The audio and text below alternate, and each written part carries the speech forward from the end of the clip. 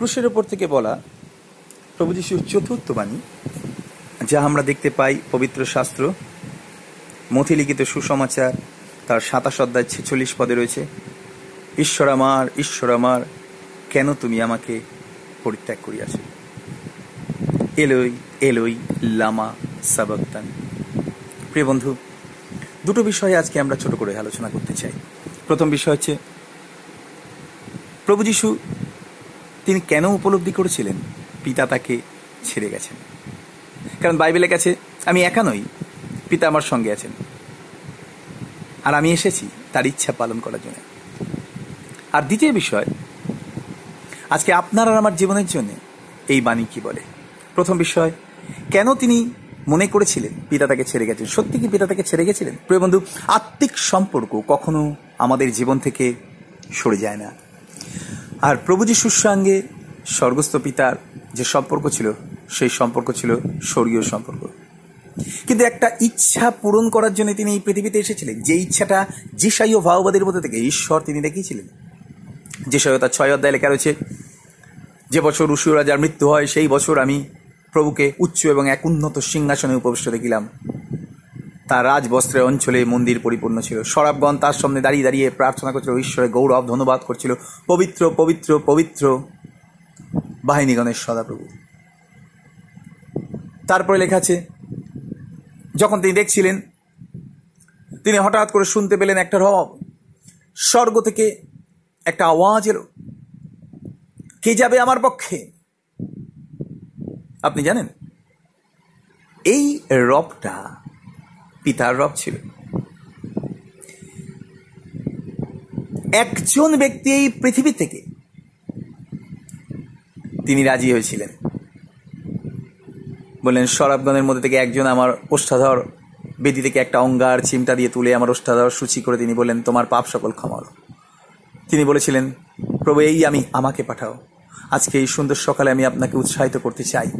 প্রভু যিশুর সেই উত্তর, যা যিশাই ও ভাওবাদীর মধ্যে থেকে ঈশ্বর তিনি জানিয়েছিলেন, যখন স্বর্গ রাজ্য থেকে বলা হয়েছিল, কে যাবে আমার পক্ষে? কে যাবে এই মানব জাতির মুক্তির জন্য? কে যাবে এই অন্ধত্ব জীবন থেকে সমস্ত বিশ্ববাসীকে উদ্ধার করতে? সে ভয়ঙ্কর মৃত্যু যন্ত্রণা রক্ত ঝরানো পথে কে যাবে? কেউ রাজি হয়নি। বাইবেলের কাছে স্বজনের নিমিত্ত কেউ প্রাণ দিলেও দিতে পারে, ধার্মিকের জন্য কেউ দেবে না। আর পাপীদের কথা তো ছেড়েই দিলেন। প্রিয় বন্ধু, আপনি আর আমরা সজ্জন বা ধার্মিক কোনো জায়গাতেই পড়ি না, যতক্ষণ না পর্যন্ত আমরা খ্রিস্ট যিশুর ক্রুশের নিকটে এসে নিজেদেরকে আমরা অর্পণ করি, পাপ সকল ক্ষমা পাই, ততক্ষণ পর্যন্ত কখনো আমরা সজ্জনও হতে পারি না। বাইবেলের কাছে ভালো কেউই নাই, একজন নাই। আর ধার্মিকতা তো একমাত্র তার রক্তে ধৌত হওয়ার মধ্যে দিয়ে আসে আমাদের জীবনে। তাহলে বাকি থাকলো আরেক জাতীয় মানুষ যারা পাপী। বাইবেল কাছে সকলে পাপ করেছে এবং ঈশ্বরের গৌরবহীন হয়েছে, পাপের বেতন মৃত্যু। আমরা মৃত্যু ভোগ করতাম, সেই ভয়ঙ্কর মৃত্যু যন্ত্রণা যা ছিল বহনের অতীত। ল্যামেন্টেশনে বিলাপে জেরোমীয় ভাওবাদী 1 অধ্যায় তিনি চিৎকার করে কেঁদেছিলেন এবং তিনি বলেছিলেন, হে প্রতীক সকল, ইহাতে কি তোমাদের কিছু আসে যায় না? অবদান করিয়া দেখো, আমাকে যে ব্যথা দেওয়া হয়েছে সেই রোগ ব্যথা আর কখনো কি কেউ পাইয়াছে? প্রিয় বন্ধু, আজকে অবদান করার বিষয়। ক্রুশীয় মৃত্যু ছিল অবদানের বিষয়, উপলব্ধির বিষয়। মানুষের জীবনে মানুষ যখন কষ্ট পায় তখন তারা ভাবে তারা ঈশ্বর তাকে ত্যাগ করে চলে গেছেন। প্রশ্ন, যিশুকে কি পিতা ত্যাগ করেছিলেন? প্রিয় বন্ধু, প্রথম দিক থেকে বলি, ঈশ্বর তিনি কখনো আমাদেরকে ত্যাগ করেন না, কিন্তু আমরা তাকে ত্যাগ করি। পিতা ঈশ্বর পুত্র ঈশ্বরকে কখনো ত্যাগ করেন, কিন্তু এই পৃথিবীর পাপ সকল কিছুটা সময়ের জন্য তার দৃষ্টি থেকে প্রভু যিশুকে আটকে রেখেছিল। কেন? তিনি কি যিশুকে দেখতে পারেনি? না, তিনি পাপ সকল দেখতে পারেন না। বাইবেলের কাছে তার চক্ষু এত নির্মল যে তিনি পাপ সকল দেখতে পারেন না। যখন এই পৃথিবীর সমস্ত পাপ প্রভু যিশু তিনি ক্রুশের উপরে তুলে নিয়েছিলেন তার কাঁধের উপরে, ঈশ্বর তিনি দেখলেন তার পবিত্র নিষ্কলঙ্ক পুত্র, যিনি জগতের সমস্ত পাপও ভার। এবং আপনি জানেন কি লেখা ছিল যখন প্রভু যিশু তিনি পৃথিবীতে এসেছিলেন? যখন তিনি তাকিয়ে আঙ্গুল দেখিয়ে তার শিষ্যদেরকে বললেন, ওই দেখো ঈশ্বরের মেষশাবক, যিনি জগতের পাপভার লইয়া যান। বলতে পারবেন সেই পাপভার কি ছিল?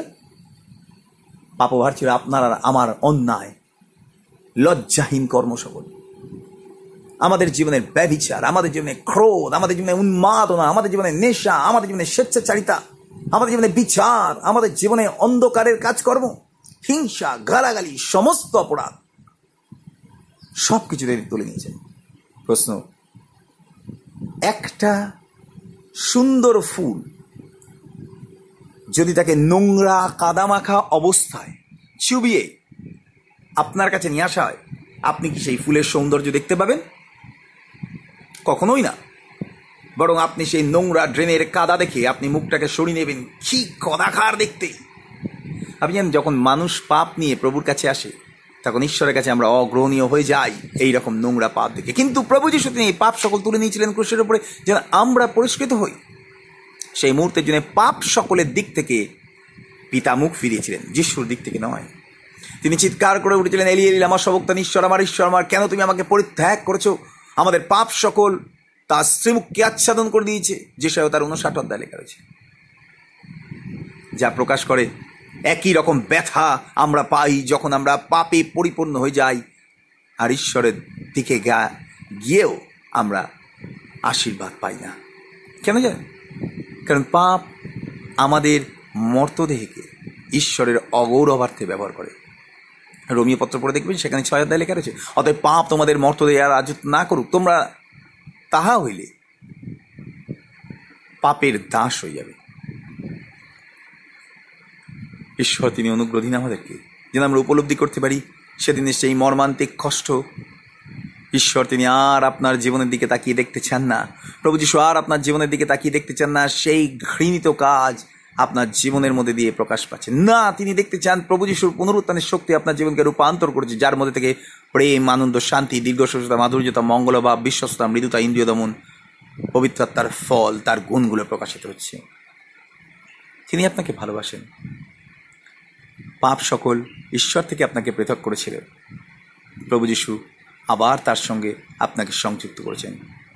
আজকে আর আপনার আমার হৃদয় যেন না কেঁদে ওঠে, এলি এলি আমার শবক্তানি, ঈশ্বর আমার কেন তুমি আমাকে পরিত্যাগ করিয়াছ।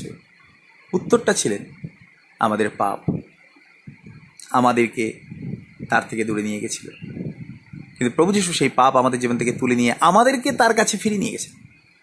আজকে আপনি মূল্যবান। বাইবেল কাছে তুমি আমার দৃষ্টিতে বহুমূল্য ও সম্ভ্রান্ত, আর আমি তোমাকে প্রেম করি, তোমার প্রতি চিরস্থায়ী দয়া করব, কারণ আমি তোমাকে চিরপ্রেমে প্রেম করেছি। ভালোবাসা, অনুগ্রহ, দয়া তো তারই। তিনি ব্যথা পেয়েছিলেন, সহ্য করেছিলেন, অপমান তুচ্ছ করেছিলেন, যেন আপনাকে আমাকে ফিরে পান। ধন্য তার নাম, গৌরবান্বিত প্রভু যিশু, যেন প্রভুর মহিমা দেখতে পাই। চতুর্থ বাণী, আমাদের হৃদয়কে তৃপ্ত করুন, তিনি আমাদের ভুলে যাননি। ঈশ্বর আশীর্বাদ দিন।